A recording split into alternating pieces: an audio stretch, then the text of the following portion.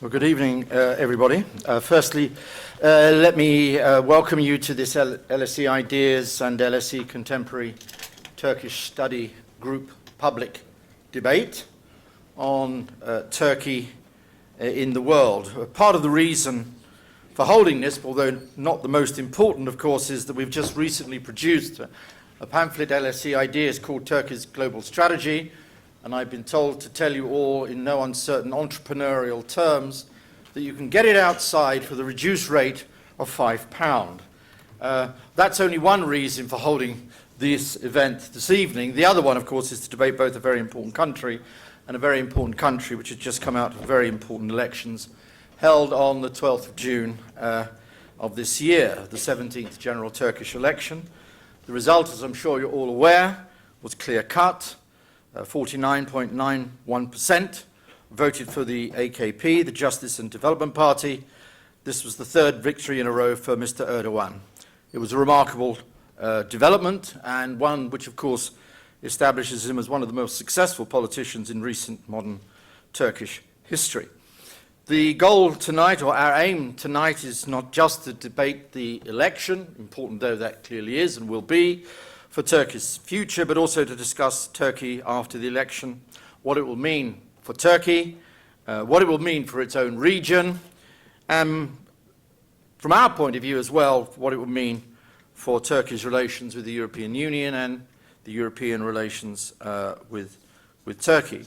I'm very pleased to welcome two excellent speakers here tonight, Professor Şevket Pamuk, who is Chair of Contemporary Turkish Studies at the European Institute, who has taught at various universities in Turkey and the United States. And I'm very pleased to welcome Fadi Hakura, I hope I pronounced that correctly, who's manager of the Turkey project at Chatham House, where he has been an associate since 2005. I think it's going to be a wonderful discussion tonight, and I hope we get a terrific question and answer session as well. The first speaker will be Sevket Pamuk, Professor Pamuk, who will speak on some of the economic dimensions of Turkey's foreign policy and some of the political developments within Turkey itself. And then Fadi will follow by discussing the future of Turkey's relationship with the European Union and European Union's relationship with Turkey. I wonder if we could give a round of applause to our two speakers and call now on Professor Pamuk to begin the proceedings tonight. Pamuk.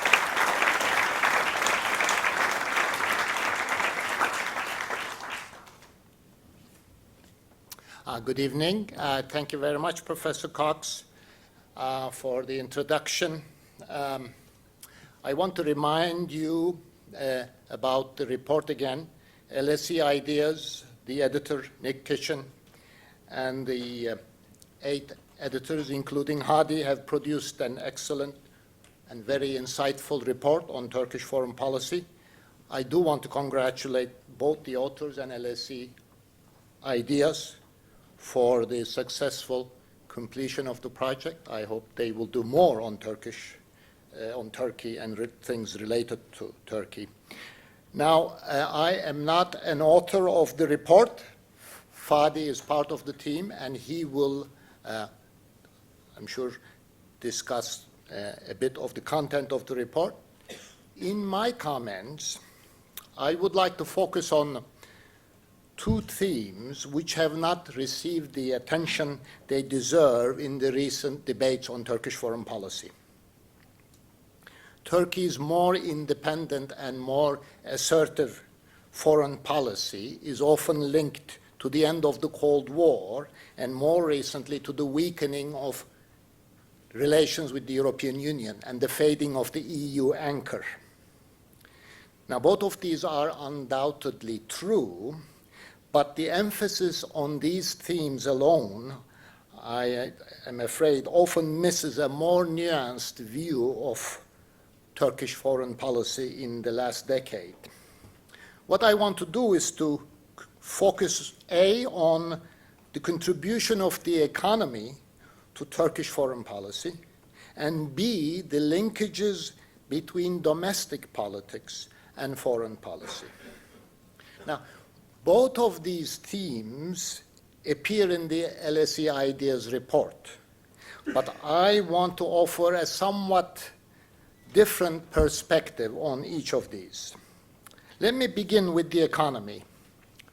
It is a cliché by now that Turkey's economic growth during the last decade has supported this increasingly more independent foreign policy. Well, I am not so sure it is economic growth per se that has supported Turkish foreign policy. Actually, Turkey's record with economic growth in the last decade has often been exaggerated. From 2002 to the present, that is the last decade, average increase in GDP per capita has been no more than 3% per annum. For reasons that I cannot get into, whose details I cannot discuss here, but basically the fact that Turkey's savings rate is very low, and additional growth means borrowing from abroad. Economic growth in Turkey is unlikely to be significantly higher in the near future. So as a result of this moderate levels of economic growth in the last decade, unemployment has been and will remain relatively high in the years ahead. At more than 12%, unemployment rate in the urban areas is actually higher today than it was more than a decade ago. So I would argue that what contributed to Turkey's more independent foreign policy in the last decade is actually two other economic dimensions, and I want to mention them separately. First,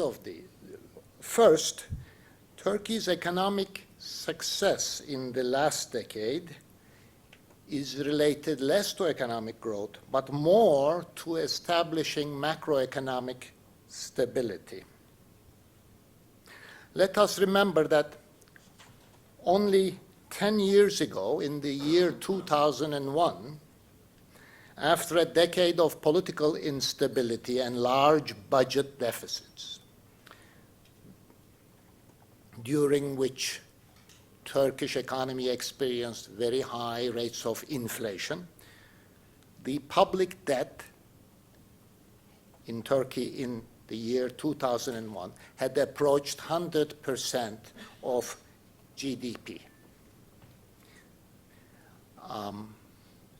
In my opinion, the economic success of AKP lies not in job creation, less in economic growth, but more in maintaining large budget surpluses during most of the last decade, which brought down this external debt from about 100% of GDP to 40% of GDP, a ratio which is lower than most EU countries, if not the lowest in Europe today. Again, it was only 10 years ago that Turkey needed a large loan from the IMF to deal with its severe financial crisis. In contrast, with a much smaller debt 2 years ago, the AKP government was confident enough to refuse to renew the standby agreement with the IMF, despite the global crisis. Obviously, when you don't have to worry about your debt, when you don't need the good graces of the IMF, it is a lot easier to think about pursuing an independent policy with respect to Iran, and that's precisely what happened. With hindsight, as many countries in Europe are struggling today with debt problems, this AKP strategy of making macroeconomic stability the number one priority in the economic affairs and reducing the debt has certainly It certainly looks today like a good choice. Now, my other point about economic dimension concerns the opening of the Turkish economy in recent decades. After a long period of inward-oriented development, Turkish economy began to open to international trade and international investment in 1980. Since then, there has been a good deal of increase in exports as well as imports. And as a result, you have a lot of businesses, a lot of corporations in Turkey actively seeking markets abroad. And these markets have been in Europe, where Turkey until recently sent about half of its exports, but also more recently in the Middle East and in Africa, you have Turkish companies actively seeking markets. There is another dimension to this international economic linkages, and that's foreign direct investment. In other words, investment in enterprises abroad. Turkey has received in the last decade a good deal of investment from European companies, but at the same time, Turkish businesses have invested a lot in enterprises in the neighborhood, in Eastern Europe, in Russia, in northern Iraq, in Middle East, and more recently in Africa. I would argue that these economic linkages, trade linkages, investment linkages, have begun to influence Turkish economic policy, but also Turkish foreign policy in the last decade. Turkish foreign policy has been forced to take into account these economic concerns. And of course, many of the businesses involved in exports and also in investment abroad have been supporting AKP since its inception about a decade ago. You could see this very clearly, the influence of economic interests abroad on Turkish foreign policy. In Turkish foreign policy, for example, with respect to northern Iraq, with respect to more recently to Libya. And of course, these economic interests abroad have complicated Turkish foreign policy in the sense that it has become much more difficult, let's say, to pursue a principled foreign policy as a result of these economic interests. For example, the response of the Turkish government to Gaddafi has been at the early stage of the crisis, has been one of silence, because the government was a good deal concerned about the Turkish companies in Libya and thousands of Turkish workers in that country. But then again, you could say, well, that is a reflection of the maturing process, because after all, many developed countries experience the same complications. Western European countries, United States, also experience pressures from its economic interests, and it makes things much more complicated and much more difficult to pursue, say, the same policy, and consistent foreign policy. And certainly in this respect, Turkish foreign policy today is much more complicated, much more influenced by economic interests than the period of the Cold War, when Turkish foreign policy basically observed the big divide between the East and the West, and domestic concerns were strongly divorced from foreign policy. Which brings me to my second point about the linkage between domestic politics and foreign policy. As mentioned, elections last Sunday brought AKP to power for the third consecutive time. Now, it's not often that you get this sort of result, certainly not in Turkish politics. The last time a party won elections 3 times in a row was in the 1950s. And even then, the Democrat Party in the 1950s had not managed to increase its percentage of the total vote in each of these successive elections. Now, AKP has succeeded in doing that, raising its percentage of the vote from 2002 to 2007, and finally this year. There is no question that this electoral success owes a good deal to the economic and political stability AKP has created since 2002.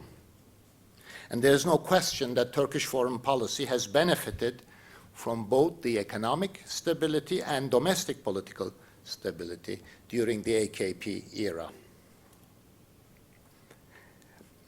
Looking ahead, there are now 2 major and related items in the domestic political agenda: a new constitution and the Kurdish issue.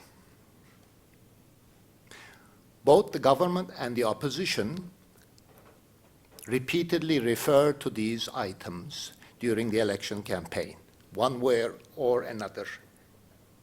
And domestic political pressures will mean that these 2 very important issues need to be dealt with.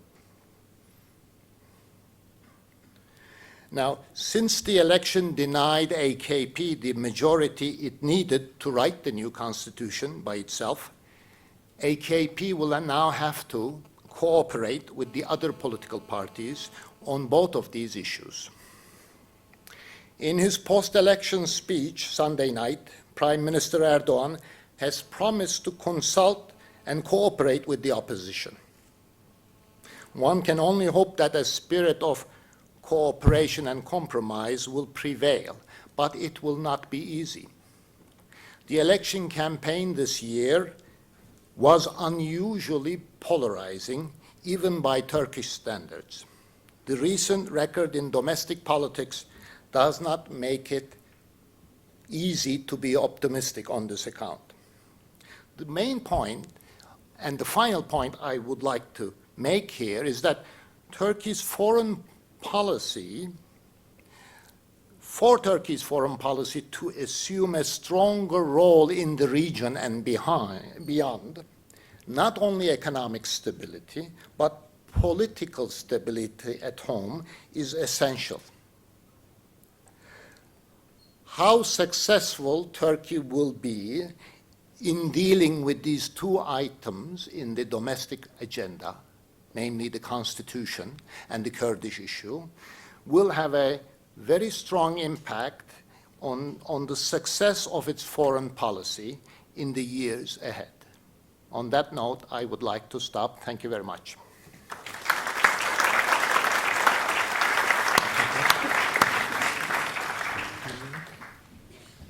Okay, our second speaker is Fadi Hakura from Chatham House, who will be speaking on the European Union and Turkey and the European Union. Fadi.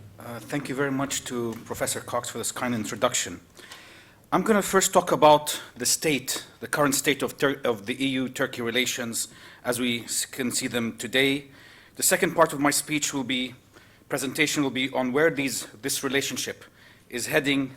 And finally, I will come to argue that both sides, both the EU and Turkey, need each other more than ever due to the changing circumstances in the Middle East and North Africa. Now, going to the first part of my presentation, what is the state of the EU-Turkey relationship? To be honest, it is, as everyone can suspect, it is not in a very good state. One can best describe it as comatose, neither moving forward nor backwards, completely deadlocked, no movement in the accession negotiations. If we look at, for example, the number of chapters, these are policy areas that Turkey has to complete before being able to join the EU. We have 33 policy areas, only 11 have been opened, 18 have been blocked, and 3 only remain to be opened. 18 blocked because of Cyprus, because of France, Austria, Germany, and so on. So it's not in a very good state. Why are these negotiations deadlocked? The first issue, of course, as everyone may know, is Cyprus.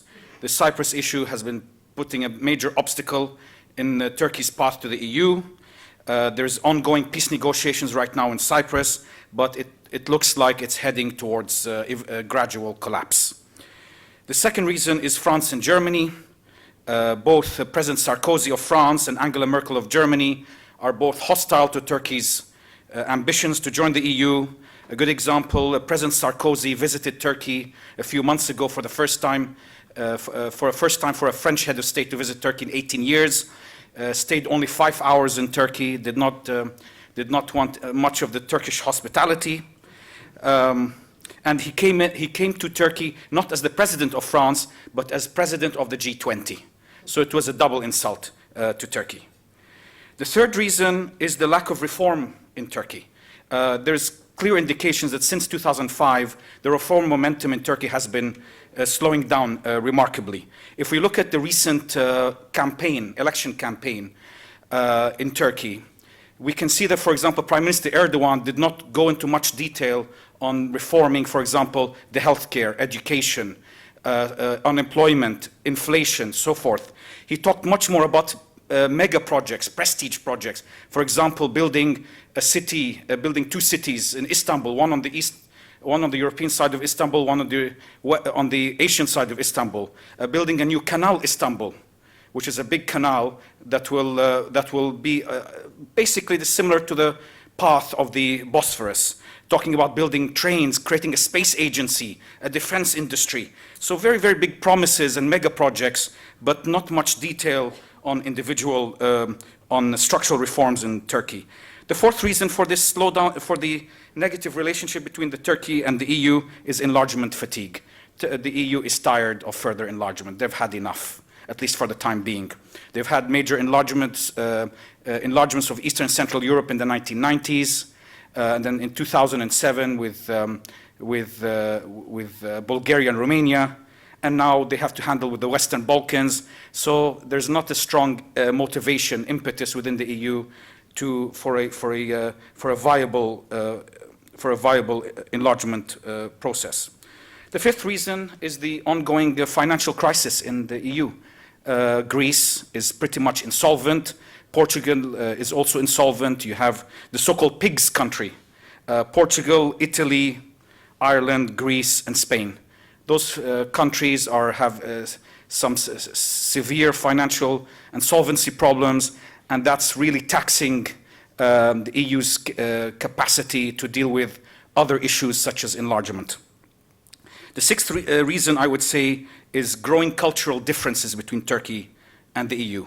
There is no doubt in Turkey there's growing social conservatism, both by the government and in society, on issues such as religiosity, intensity of religious feeling, on gender issues, on lifestyle choices. We can see that, whereas in the EU, on average, there's a growing trend of secularization of lifestyles in Europe. So that's also creating a divergence between Turkey and the EU. Now, where is this relationship heading? I think that I'm quite skeptical that Turkey will ever join the European Union. Although there's still a strong popular support for the EU in Turkey, despite all the negative hostility from France and Germany, Austria and other European countries. But still, I think it's quite clear that the momentum is lacking. It is in a deadlock. There's a lack of interest in accession, both in Turkey and the EU. So I'm quite skeptical that I don't think that Turkey will join the EU at least anytime soon. Good example here, just to put into perspective, Croatia started accession negotiations with Turkey in October 2005. Croatia is expected to join the European Union in June 2013. So they started at the same time. Croatia is on the cusp of joining the European Union, whereas Turkey has barely opened 1/3 of its chapters. It needs to, in order to join the European Union. I think that from going forward, I think that the relationship between Turkey and the EU is changing. We can already see that.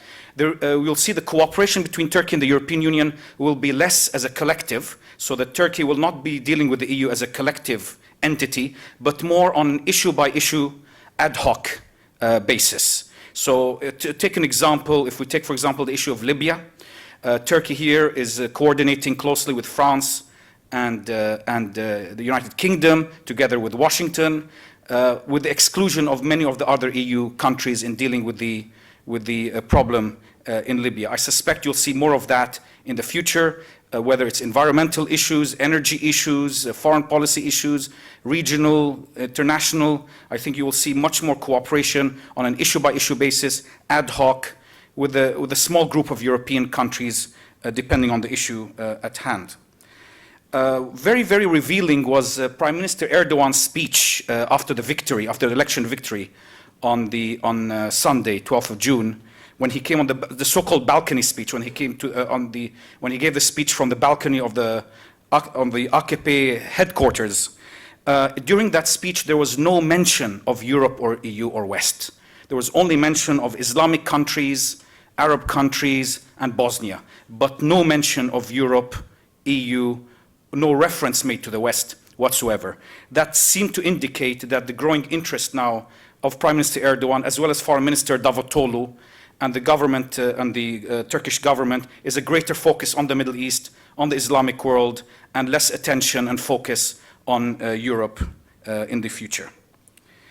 Coming to the last part of my presentation, despite the negative relationship between them, between Turkey and the European Union, and despite the Turkish government's focus on the Middle East and on the Islamic world and the Arab and Middle East and North Africa, both the EU and Turkey really do need each other more than ever. They cannot ignore each other for reasons of geography.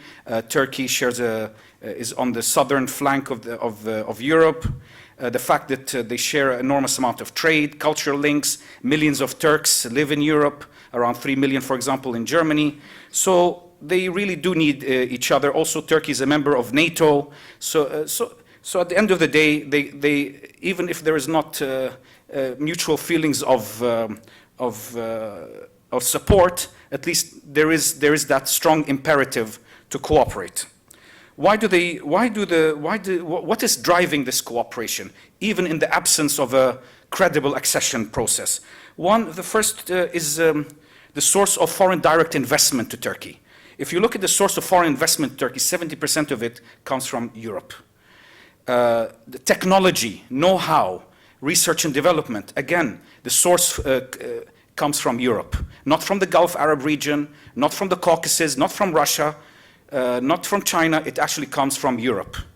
So Turkey needs Europe in order for reasons of future economic modernization. The third reason is the level of trade.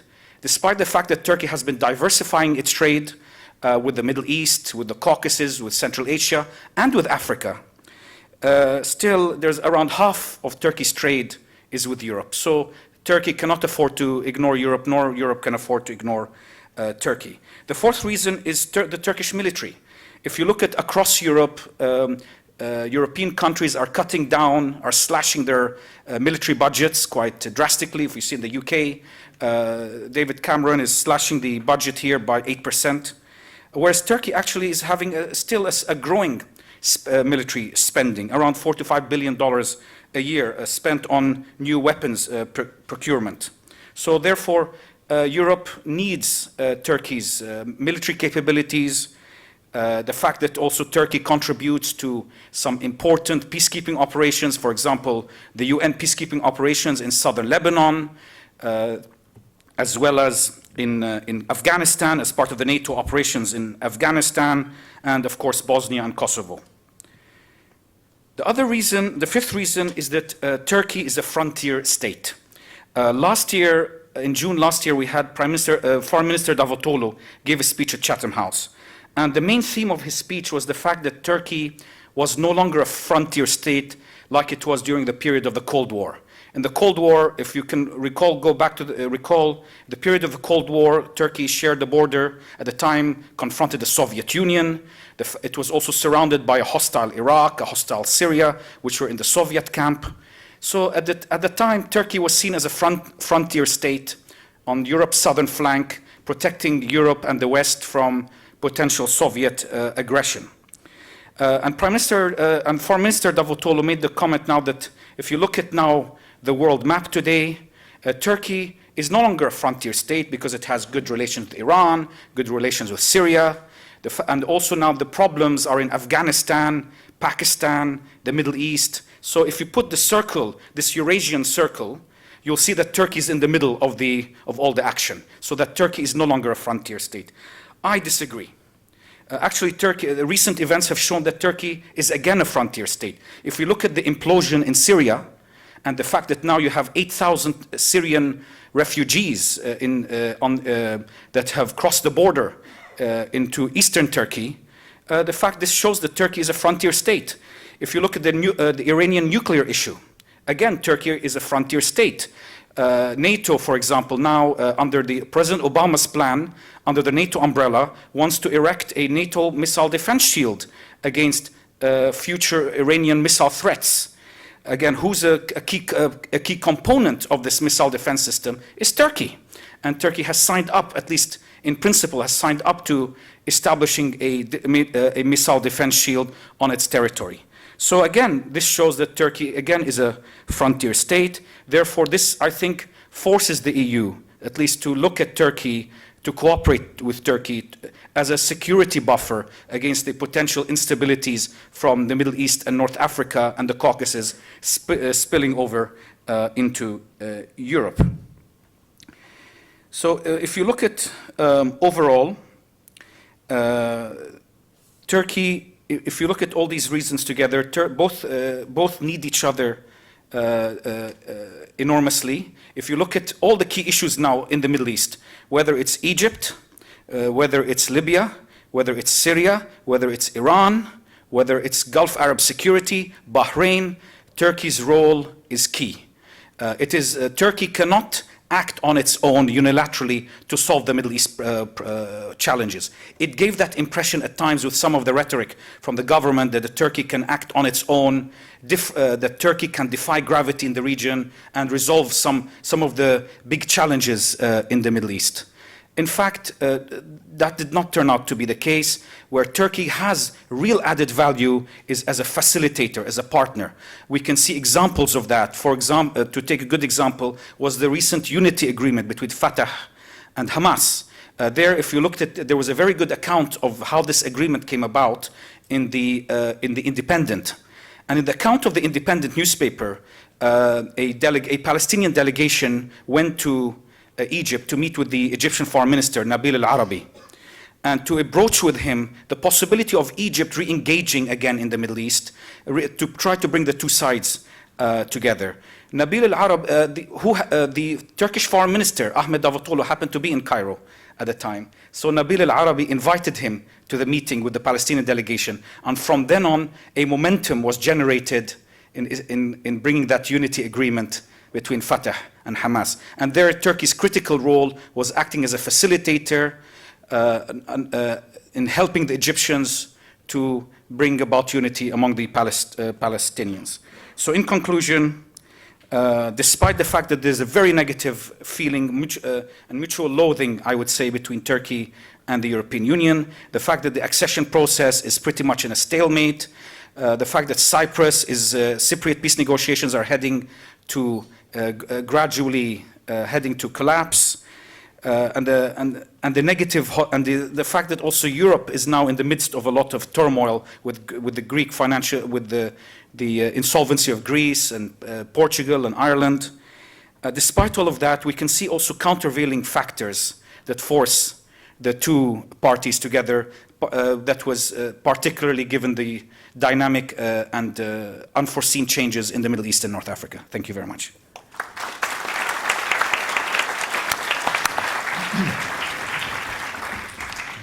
Thank you very much, Fadi. I didn't know whether to cry or to laugh at the end, and in terms of the way you described the European relationship.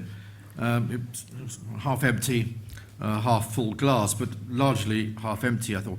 Maybe I could just open up with one question straight away, because you touched on it very quickly. In terms of how Turkey perceives what has been happening in the Arab world since the beginning of this year, do they see this as opportunity, as threat? Do they see this also, coming back to you, Şevket, on increasing its independence in terms of pursuit of its foreign policy aims? And does it essentially know what it's doing, other than opportunistically or maybe strategically thinking through what it is doing there? Because it would seem to follow from both what you said. So maybe if you picked up that one, and then if you follow Şevket, maybe say some things about that, and then we'll open up for more general Q&A. We've got plenty of time. Yeah, please. The Foreign Minister, Ahmed Davutoglu, enunciated a principle of zero problems with the neighbors policy, that Turkey would, unlike during the period of the Cold War, Turkey would re-emerge in its neighborhood, both in the Caucasus and especially in the Middle East and North Africa. And for a time, things were looking rosy. There was a honeymoon period. Turkey, for example, removed visas from a number of Arab countries, and as well as Iran.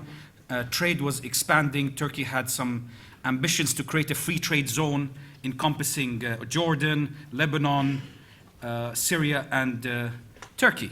So things looked good. But then suddenly, with the eruption of change in the Middle East, starting with Tunisia in December, January of this year, and then Egypt, and the key country here is Egypt, I think that really brought a question mark to the whole zero problems with the neighbors policy. If we take Libya as a good example, Turkey had good relations with Gaddafi, signed $15 billion of contracts, but now, and that, as Professor Pamuk explained, explains why Turkey was a bit reticent in criticizing Gaddafi at the beginning, whereas criticizing ex-President Hosni Mubarak much more forcefully during the Egyptian revolution. At the same time, we can see also the challenge with Syria right now. The whole strategy with Syria now is up in smoke. Does that mean that zero problems with the neighbors policy is a bad idea? No, it's not. It has to be adapted, changed. That's the risk of doing business with the Middle East. The Middle East is not Europe. It's not European Union. Middle East, things can change in 1 day, in 1 hour, in 1 minute. But Turkey will have to adapt. The only thing I would say about Turkish government is that its foreign policy objectives should be explained in a more modest, with greater modesty, rather than some of the bombastic language we saw in the earlier times. Right, sure. I basically agree with Fadi that I think the Arab Spring, at the end of the day, has shown to the Turkish government of the limitations of its foreign policy and limitations of some of the more optimistic announcements about its ability to influence events in the Middle East. Certainly, Turkish government did not foresee and did not welcome these challenges, but they show that there are serious limits to Turkey's ability to influence events in the Middle East, influence policies of governments in the Middle East. And I think these events have also shown that Turkey stands to be more influential in the region when it aligns its policies more closely with the European Union and more generally with the West than when it attempts to go at it alone. Okay, great. Well, that kicks us off. I take the first question down here, please. Yeah. Thank you very much for a very interesting and illuminating talk. I'd like to raise the question of relation between Turkey and Israel, because historically, Turkey distancing itself from its Arab neighbors has been close friendship between Israel and Turkey. lately there have been numerous strains in this relationship. So could you comment on what are the future implications of the improved relations between the Arab world and Turkey? Thanks very much. Yeah. Let's just go in order. Okay. Yes. My sense is that Turkey's relations with Israel are going through a difficult patch, and both sides are responsible for these recent deterioration. But I suspect that in the near future there will be some recovery of this relationship. Obviously, Turkish-Israeli relations will not go back easily, will not go back to their status, say, about three years ago, but there will be some recovery. And I think just as in the case of Arab Spring, Turkish government is come to the realization that Turkey's influence in the Middle East, Turkey's ability to exert itself in the Middle East is greater when Turkey is close to both sides rather than to the Arab Middle East to the exclusion of Israel. So I expect some reversal of the recent trends, and I would expect the same applies to the government in Israel. And I think some improvement in Turkey-Israeli relations will be beneficial for the Arab countries in the region, as they want Turkey to be a facilitator in the conflict. And the Arab countries do need Turkey to be a facilitator in the conflict. It's very important to know that the overall direction of Turkish-Israeli relations depend very much on what happens regionally in the Middle East. It depends on the regional dynamics in the Middle East. During the 1990s, when there was a flowering of relations between Turkey and Israel, there was the optimism over the Oslo peace process between the Palestinians and the Israelis, between the opening of negotiations between Israel and Syria, and Israel and Lebanon, and Jordan, of course, Israel and Jordan. So there was that optimism, and that allowed it allowed the relations to flower. But then in the 2000s, I think they began to, again, as the regional conditions headed south again, with the launch of the second Intifada in in 1999, in September 1999, with the Israeli encroachment in West Bank and Gaza, and so forth, and then the war between Hezbollah and Israel in 2006. It was no surprise that those relations began to deteriorate. So it's very much tied. What happens between Turkey and Israel at the end ultimately depends on what happens, how the regional conditions are in the Middle East. How did they? How has Israel responded to the diplomatic role or lack of diplomatic role which some believe it played in bringing Hamas and Fatah together? My reading of the Israeli press is pretty minimal, but I thought they were superior and angry about this new coalition of the willing. No? I mean, and this will be long-term, and this is going to have some pretty long-term consequences for the way that Israel perceives Turkey, won't it? In a slightly more negative direction than you're suggesting. That's what. But I think the big change for Israel's position in the region was really the beginning of the Arab Spring, and the big changes in Egypt has changed and undermined Israel's position in the region, not so much Turkey's facilitation of the two factions in Palestine. One thing that's also very interesting is the nature of the Israeli... Sit back from the... We've got better microphones now, it seems. A very interesting point is the nature of the Israeli and Turkish governments.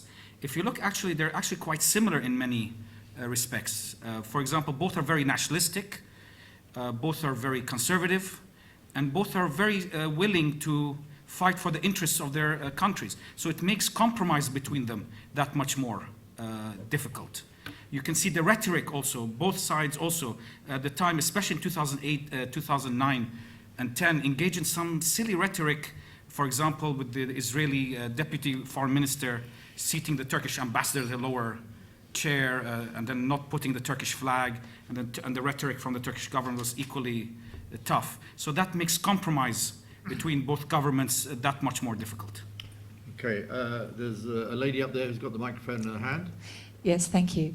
I'd like you, if possible, please, to elaborate on the relationship between Turkey and Iran, if you may.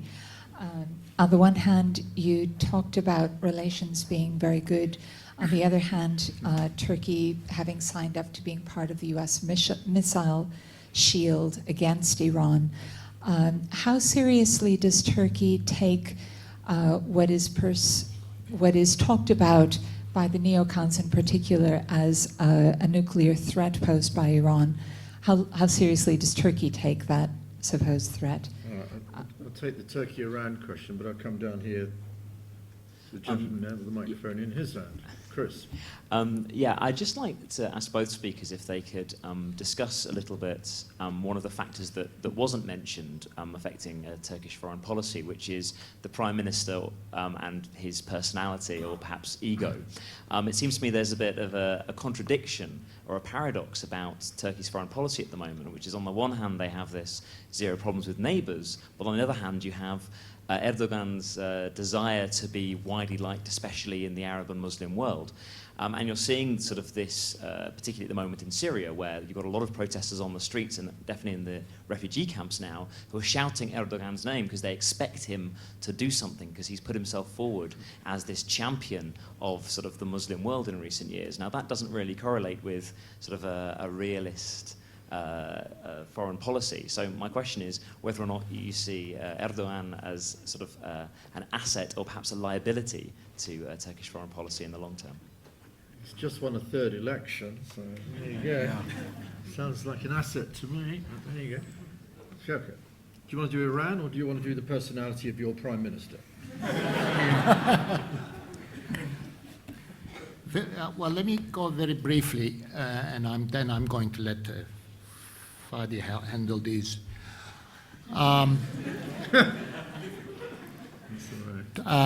Because, well, both of these are difficult questions, but also these are very difficult questions for Turkish government, ultimately. Turkey wants to pursue more friendly relations with Iran because of growing economic linkages, but also because Iran, after all, is in the neighborhood, and the growth of tensions with Iran will have first its adverse effect on Turkey. But I would say that there is also the realization that there are limits to how independent you can be in this area, and growing independence with respect to Iran, policy towards Iran, has its costs elsewhere. And I think, just as is the case with respect to Middle East, there is a growing realization that independence brings its costs with it. With respect to the Prime Minister, let me just say that it certainly makes things more complicated. Cool, a diplomatic answer. Do you want to end there? That's, Yes, it makes things, I'm sure, more challenging. It's even more diplomatic than the previous statement. I Quit while you're cannot do ahead. it. I think that's the...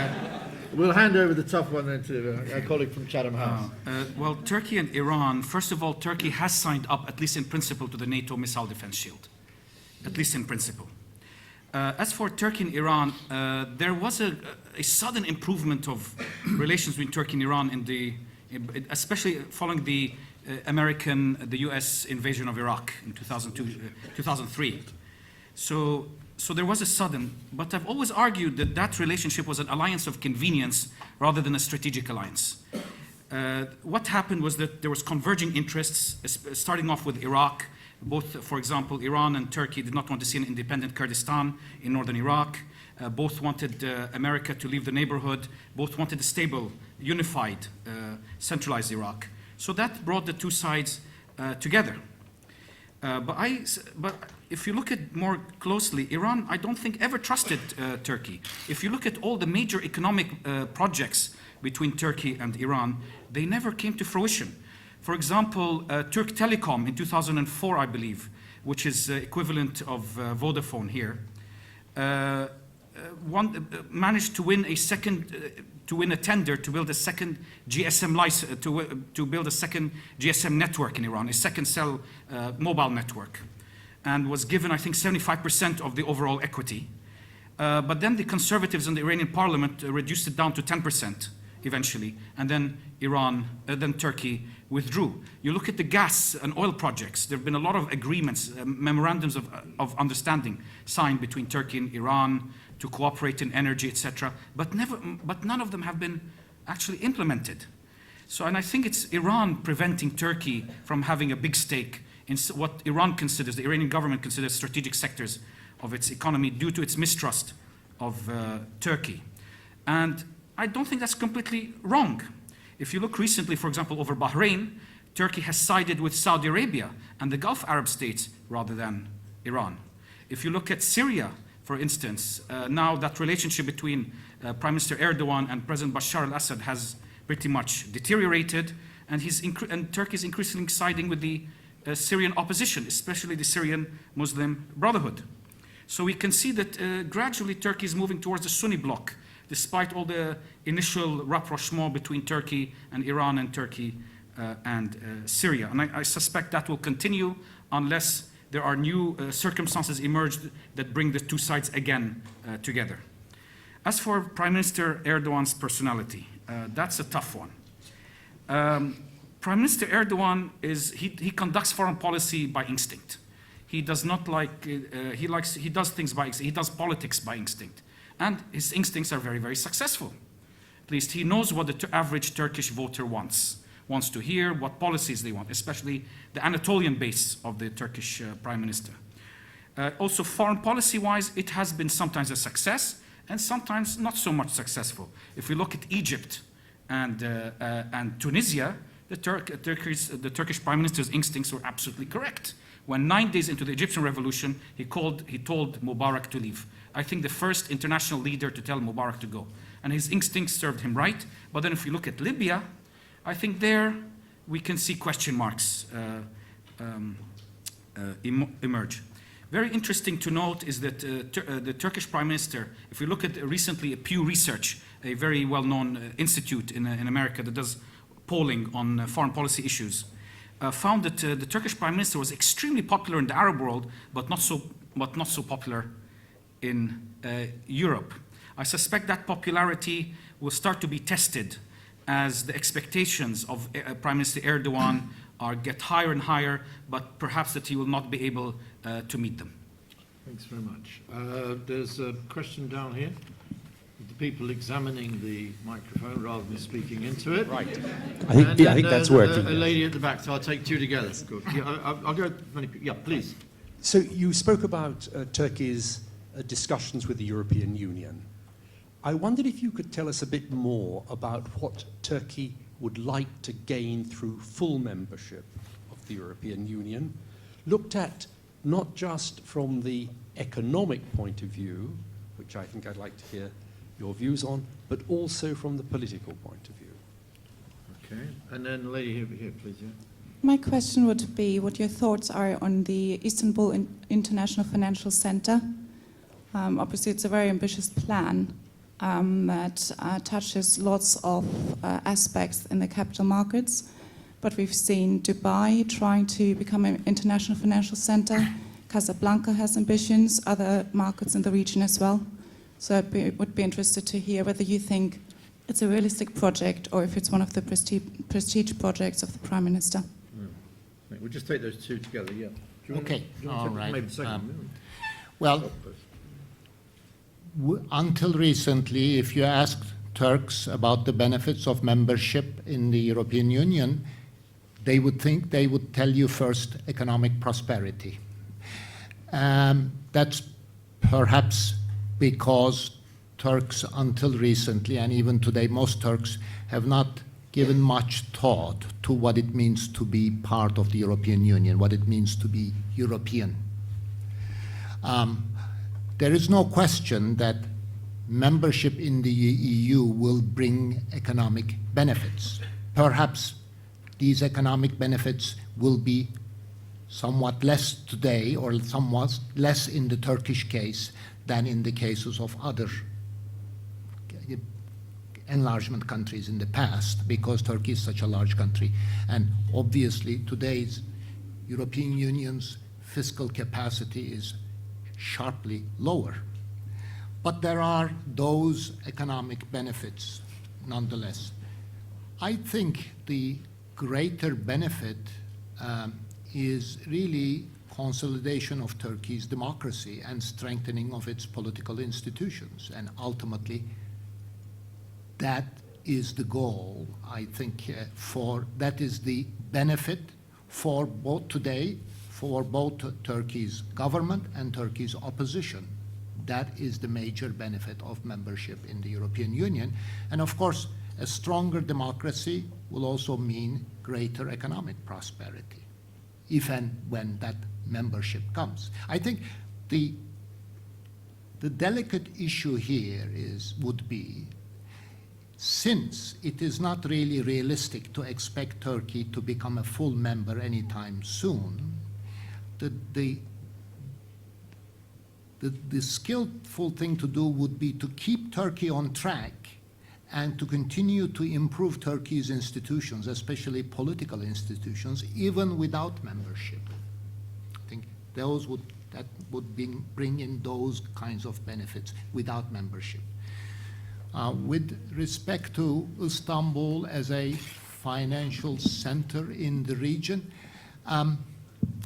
obviously, that kind of financial center needs to be backed up by economic power.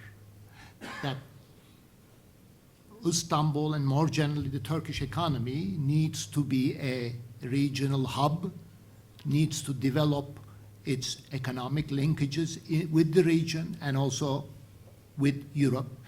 And I would say in the last 3 decades, there has been a good deal of that. So certainly, say compared to 3 decades ago, Istanbul is a much stronger candidate today for that kind of role than it was, say, in the 1980s. But it will depend on continuation and further development of these ties before it can happen. I think you can't really say that I will become a hub. You need to back it up with your economic linkages. Fadi. I have nothing further to add to what Professor Pamuk said on Turkey and the EU membership. On the second issue of the Istanbul as a financial center, I'd like just to broaden that question. You kindly mentioned that Morocco or Casablanca might be a future competitor. I think it's not so much Morocco or Dubai or Qatar or these. The real competitive threat to Turkey is Egypt. Egypt, in terms of its population, its geography, it's the fact that if it can get its act together, it can develop its private sector following the decay of the Mubarak years, then Egypt can be a very tough economic and competitor of Turkey. For example, if you look at the construction sector, where Turkey is pretty much a big player in the Middle East, if Egypt also has quite a good construction sector. So if it can get it, it can effectively then compete against Turkey in the future. I think also as a finance center, if Egypt also gets its act together, it can be a real competitor to Turkey's ambitions. And we can also see that in foreign policy. When President Mubarak was still in power, he adopted a very restrained Egyptian foreign policy. Egypt was absent, pretty much absent in the Middle East and North African scene. This created a very big a space and a vacuum for Prime Minister Erdogan and Foreign Minister Davutoglu to inject Turkey's influence in that space.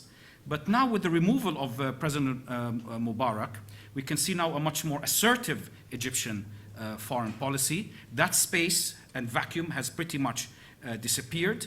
We'll find it in Egypt that will not allow, I think, Turkey to dominate the region. You will see an Egypt that will be as forceful in promoting its foreign policy as Prime Minister Erdogan and Foreign Minister Davutoglu are in promoting Turkey's foreign policy. Thanks very much. There's a gentleman at the back there in the blue shirt, and there's a lady over here. I'll take those two, then I'm going to move up to the balcony because I don't want to be accused of discriminating against balcony people.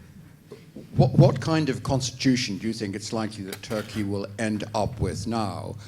Presumably, Prime Minister Erdogan will not be able to ram through a strong presidency as he reputedly wanted, a position which he would have then occupied himself. And this has serious implications for his own long-term political career, though it may have very beneficial implications for Turkey's democracy. Will he try to do a Putin? And how do you think the constitution will end up? Will it end up basically as now a predominantly parliamentary constitution? Okay, that's one question. Will he become Putin? And lady here, please. Okay, good evening. I would like to raise the idea that, there is this growing concern in Western political circles that Turkey is shifting away from the West. Do you think that the AKP's foreign policy focus on the Middle East confirms this idea, and what would be the impact on EU-Turkey relation, maybe? Okay, that's pretty clear. Yeah. Do you want to go first? Okay. Yeah. If you could sit back, I know I'm keeping appalling. I'm See, sorry. look, it's okay. It's Can I okay. just ask You're one excited, and so am I. But keep away from that microphone. It's going to kill us. No. I'll take those two questions first. Yeah, Şevket. Okay. With respect to the Constitution, although the election outcome is clear that AKP has not won the majority it sought, I think there may be experiments, there may be attempts in the future about still designing a constitution which gives greater powers to the president. I think that agenda has not been eliminated. I think what kind of a new constitution will emerge, whether a new constitution will emerge, will depend on the degree of cooperation and compromise between the government and the opposition. As I said in my remarks, what has transpired during the election campaign doesn't make me very optimistic about that kind of cooperation and compromise. Okay? It was a very difficult, a very divisive campaign. Okay? And I should also add that the new constitution will inevitably have provisions about the Kurdish issue. So the two are closely linked. That Kurdish issue is probably more important issue than, or as important as writing a new constitution, a more liberal, more democratic constitution for Turkey.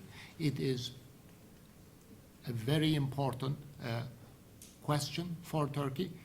So these are hugely difficult questions, and it will not be easy to tackle them. It will not be easy to make progress unless there is a spirit of cooperation and compromise. And it's very difficult to say what will happen until we see that spirit of cooperation and compromise.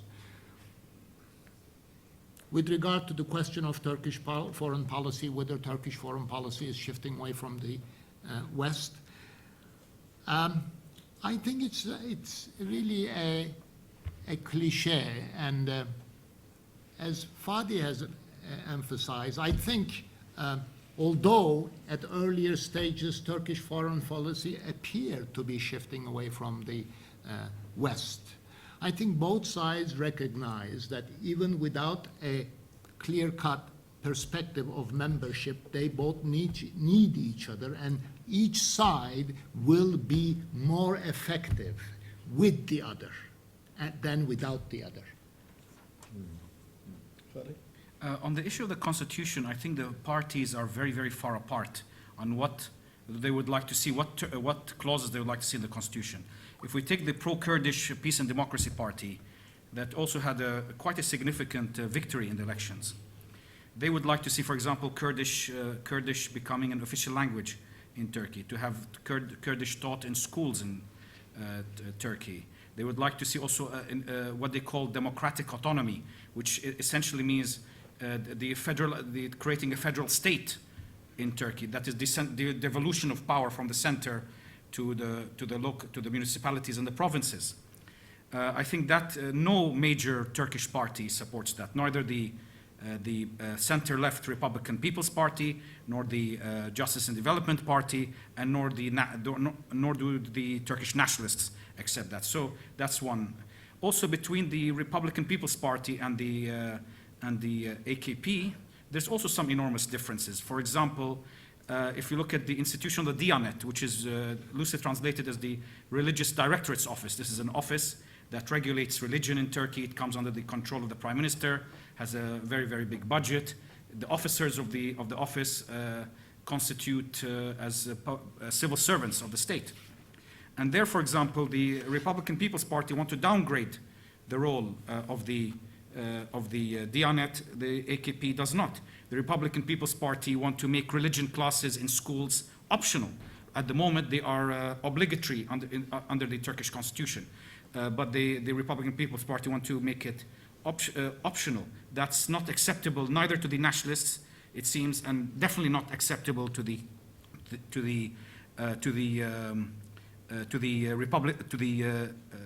Justice and Development Party. So there's not much common ground, at least on the core issues of a future Turkish constitution.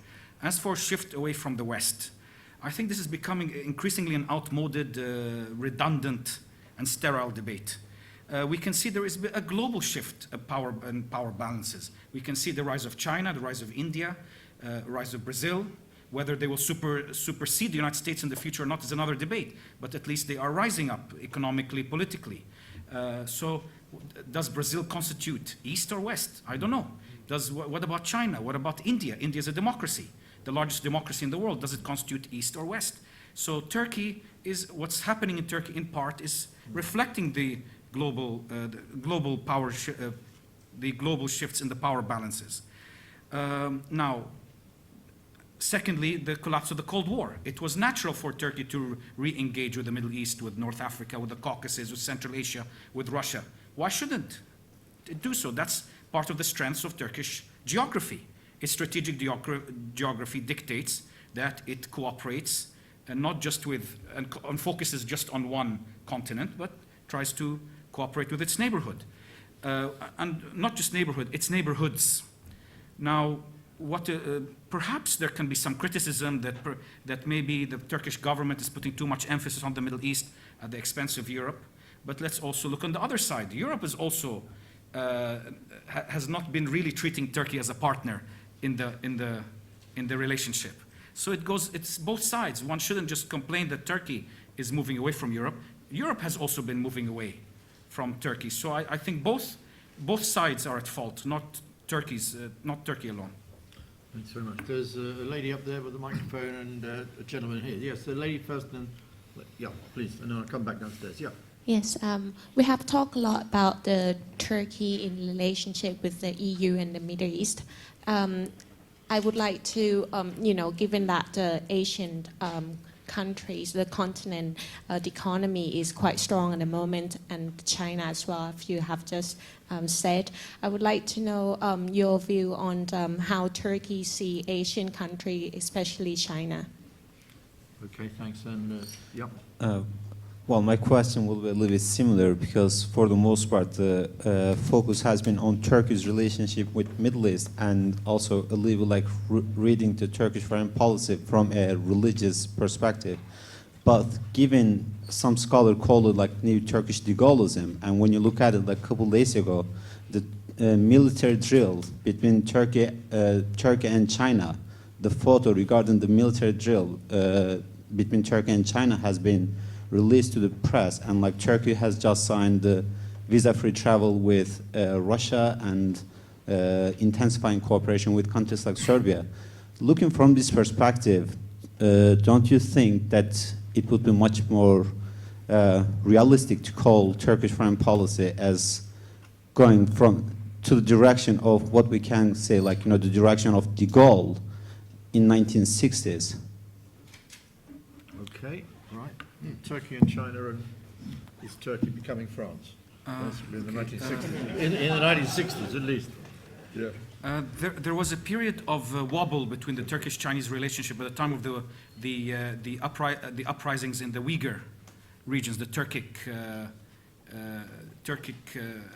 Chinese citizens of Turkic descent. So there was a wobble, there was a tough statement from Prime Minister Erdogan, a one-off statement. But overall, the relationship is quite good.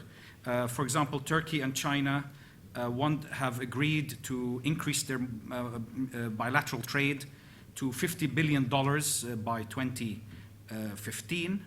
So, there's also some, at least talk of having to rebuild the railway along the Silk Road all the way from Turkey to China, across the Central Asia, and across the Caucasus, Central Asia, then to China. So overall, the relationship is good. There is also common understanding on issues such as Iran. Both Turkey and China do not want to see a military conflict or any military operations against Iran. There is also common agreement, at least on Syria, on Libya. So generally, the relationship is quite good. Where there is competition is in the economic field. China does compete quite strongly in many of the areas that Turkey competes in. For example, textiles, apparel, low-tech manufacturing. But that is manageable. Overall, I think the relationship is good and proceeding well. As for Turkey following a de Gaulleist foreign policy, Americans followed a de Gaulleist foreign policy. They also follow their based on national interests. So did the French. They still do. Britain also to some extent. So why not Turkey? Turkey is very protective of its national sovereignty, but I think but at the same time, it's willing to cooperate where it increases its influence around the world. Take, for example, NATO. Defense and security is a very, very sensitive area for any country to share sovereignty with other countries. But there, Turkey has shared its sovereignty on defense in NATO for the last 50, 60 years.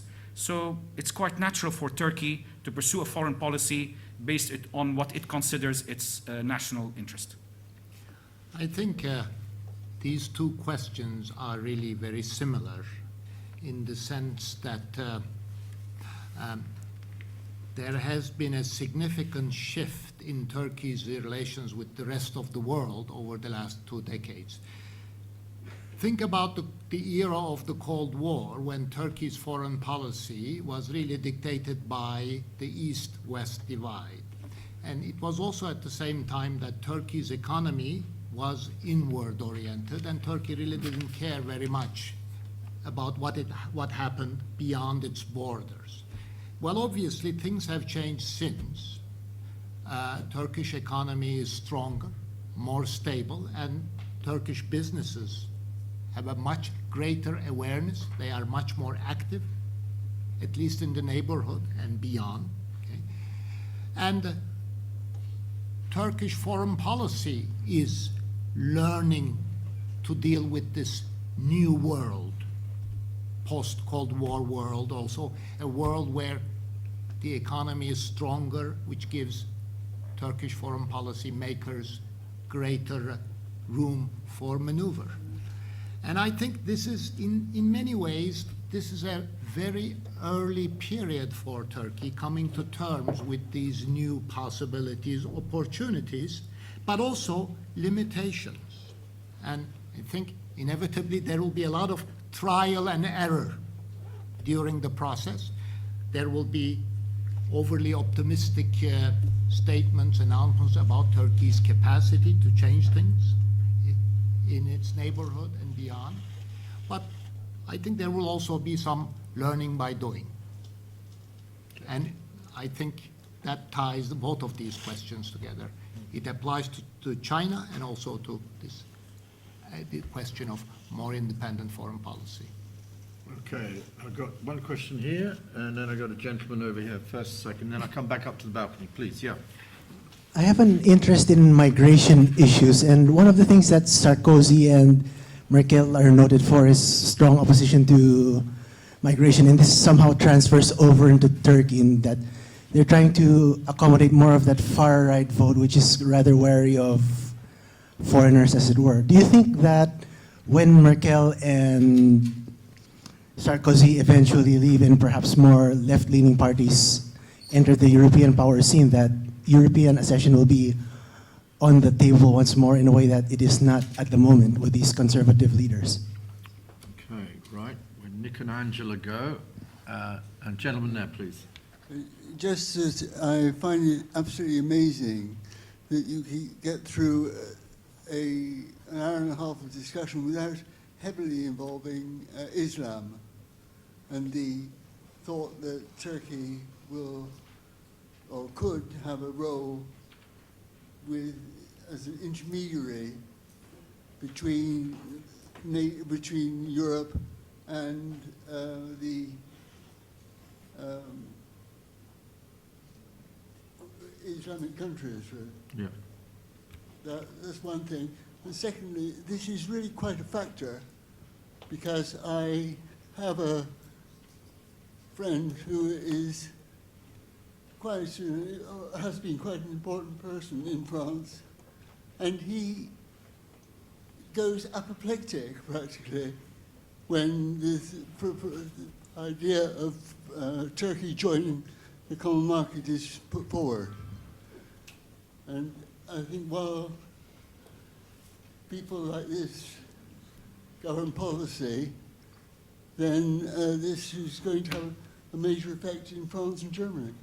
Okay, thank you very much. I think we did deal with the Israel issue. It's one of the questions from down here. You can maybe take up the question of public opinion in France or Germany or elsewhere about accession to the European Union, and also connect that to the migration question as well, perhaps.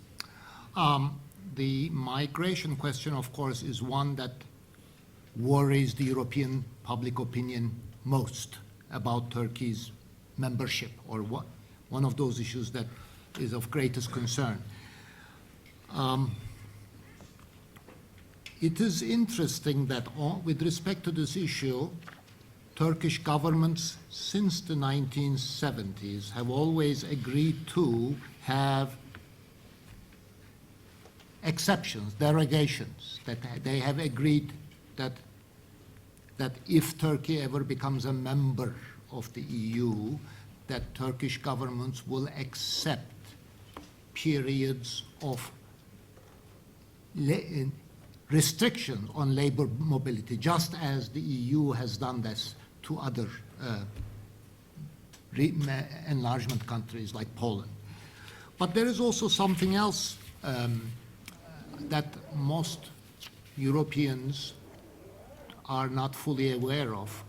Just as the European Union is getting older, people in the European populations are getting older, Turkish population is getting older.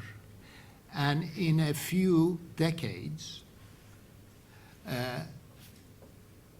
most Turks will be too old, will be well beyond the age where they will be inclined to migrate, move around.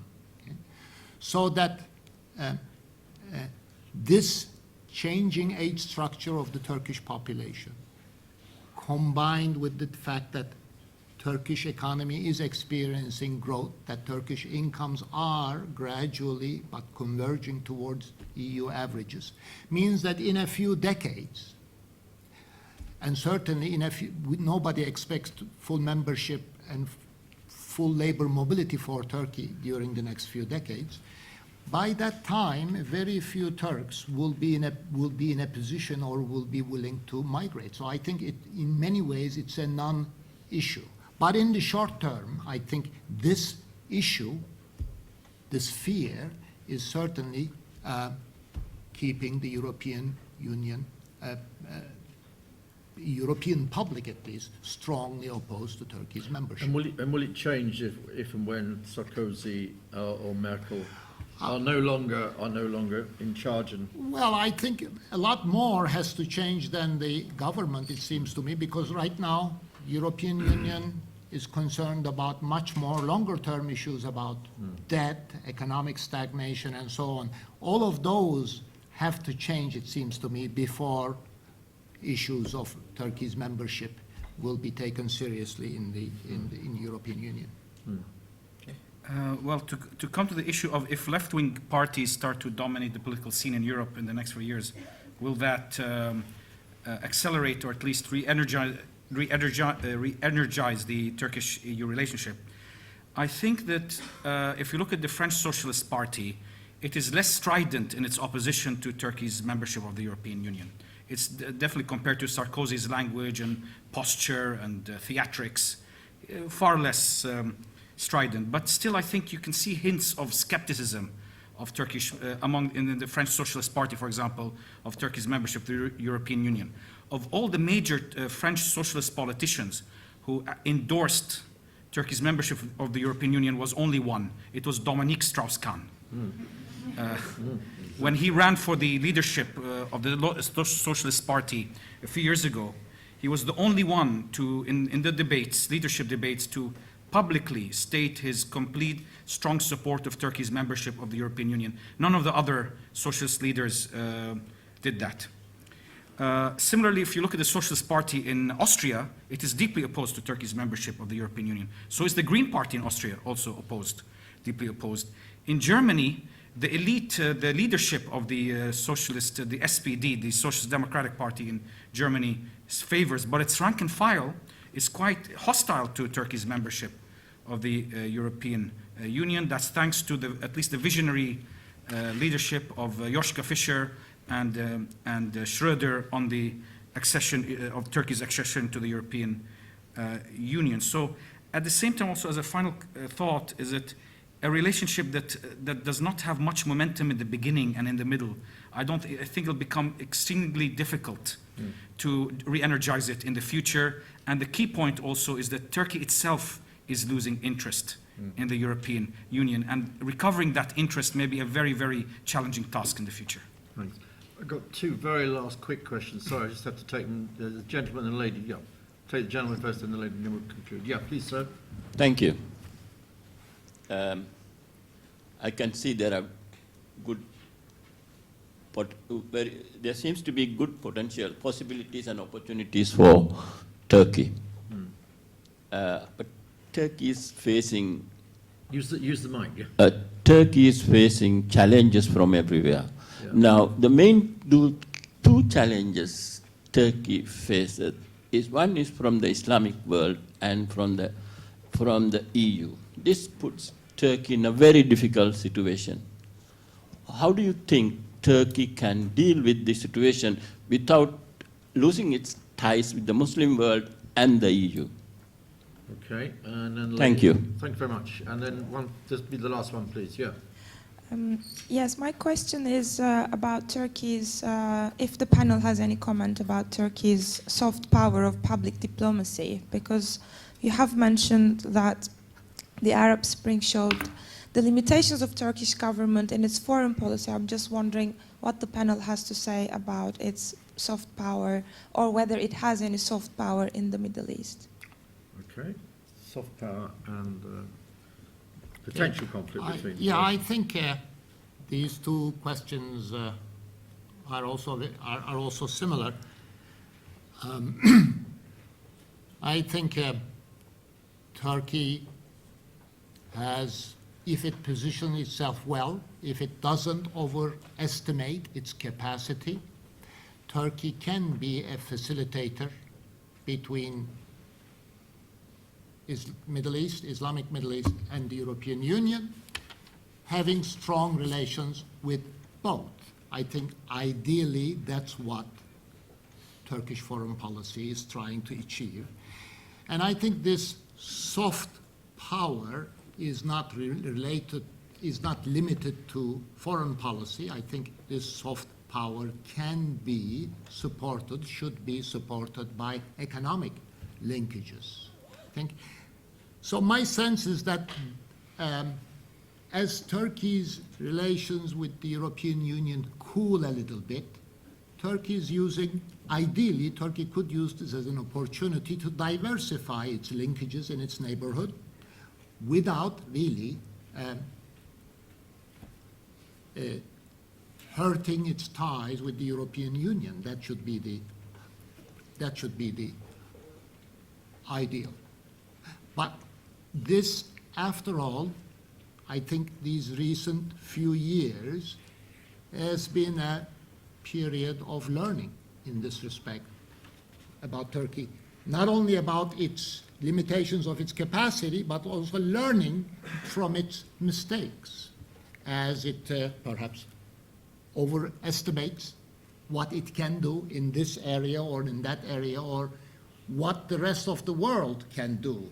For example, I think the Arab Spring has shown Turkey that it's one thing to wish to have no problems. It's another thing to have actually no problems, that sometimes your neighbors have problems and Turkey is not in a position to influence them or convince them to pursue certain kinds of policies. So this is a period, I think, in many ways, a healthy period of learning. I would just add that perhaps there was too much expectation of the impact of Turkish soft power and multifaceted foreign policy on the Middle East. But I think it was a good idea, and it still is a good idea. If you look at, for example, Turkey's relations with the Iraqi regional government of northern Iraq, for instance, soft power there has worked well. Turkey has a burgeoning trade with northern Iraq. Turkey has growing cultural links, trade and investment. So it's a good idea. Also, what Turkey tried to achieve with Syria, with Jordan, with Russia, lifting visa restrictions, is also a good idea.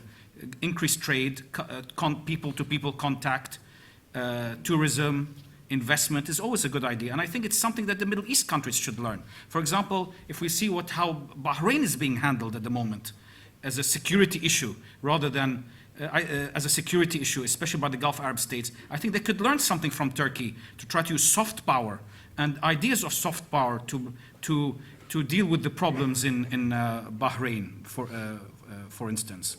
We can also see now Egypt is also learning from Turkish foreign policy, how Egypt in the post-Mubarak era is now using soft power vis-à-vis Hamas. It has opened the border permanently. It now allows, for example, men over the age of 40 to enter Egypt without visas. The procedures which used to take 10 hours to cross the border, it now takes 1.5 hours to cross the border. So again, these are ideas that Turkey pioneered in the region, and now the other powers such as Egypt are learning from. Okay, thank you very much. I think we'll draw the proceedings to a conclusion. As you can see from the numbers that have turned up here tonight, the interest in this topic is vast, and certainly here at the LSE, and certainly IDEAS wants to further promote discussion around these key questions. I thought it was a very interesting event for all sorts of reasons, but two in particular struck me. Not one mention of Ataturk, which is really quite remarkable, may show how things have changed in the world, and maybe changing in Turkey, I don't know. And not one question on the United States, which may tell us more about American decline than it does about our audience. But anyway, a quick reminder again, sorry to be the entrepreneur, but that's what we're supposed to do here at the LSE, about Turkey's global strategy. A snip at £5, and the editor, Nick Kitchen, promises he will actually sign it, and it will therefore be only £4. But anyway, thanks to Nick Kitchen for doing the great editorship on that, and thanks to all the contributors. It is a terrific special report, and not surprisingly, it's been very well timed with the election and this event this evening. Finally, just to say thank you to our two speakers tonight, Şevket Pamuk and Fadi Hakura, for a fantastic presentation.